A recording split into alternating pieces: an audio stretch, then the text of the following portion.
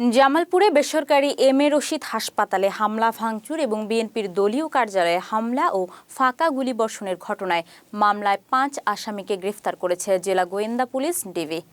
22 December রাতে ঢাকার গুলশান এলাকার একটি আবাসিক হোটেল থেকে তাদের গ্রেফতার করা হয়। সোমবার দুপুরে জামালপুরের পুলিশ সুপার সৈয়দ রফিকুল ইসলাম তার কার্যালয়ে সংবাদ সম্মেলনে বিষয়টি নিশ্চিত করেন।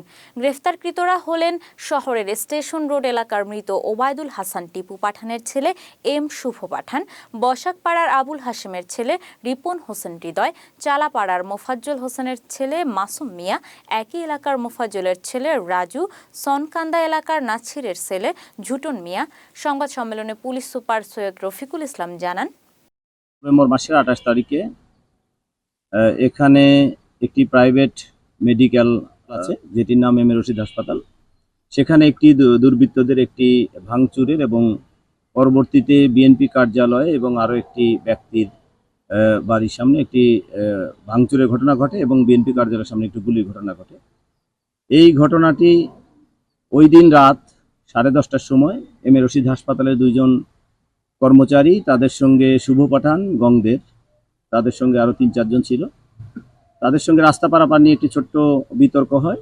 পরবর্তীতে রাত 12:30টার দিকে তারা এম.এ. রশিদ হাসপাতালে গিয়ে শুভ পাঠানের নেতৃত্বে রাজু, মাসুম সহ আরও কয়েকজন এটি ভাঙচুর করে, সেখানে তাদের অনেক ক্ষতি সাধন করে এবং সেখানে থেকে তারা পরবর্তীতে শাহিন নামক এক ব্যক্তি তার বাসার সামনে গিয়ে উচ্চিত হয়ে তারা গালিগালাজ করে, তাকে ভয়ভীতি দেখায় এবং উল্লেখ্য যে তার কাছে ইতিপূর্বে তারা বিভিন্ন ধরনের চাঁদা দাবি করে আসছিল।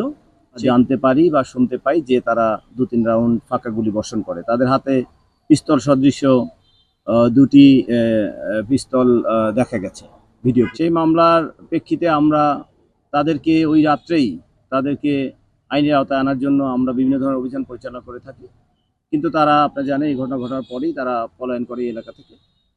গোয়েন্দা মারফত আমরা তথ্য পাই, সেটি পাওয়ার পরে আমাদের গোয়েন্দা পুলিশ, ডিবি পুলিশ ঢাকায় অবস্থিত গুলশান 2 নম্বর রোডের একটি হোটেল থেকে তাদের 5 জনকেই ধরতে সক্ষম হয়। আমরা তাদের কাছ থেকে ইন্টারোগেট করার জন্য, অধিকতর তথ্যের জন্য আমরা তাদেরকে ইনশাআল্লাহ পুলিশি হেফাজতে নেওয়ার জন্য আবেদন করব। বিজ্ঞ আদালত যদি সেটি মঞ্জুর করেন তাহলে আমরা ইনশাআল্লাহ যে অবৈধ অস্ত্র যেটি তারা প্রদর্শন করেছিল সেটি আমরা উদ্ধার করতে সক্ষম হব।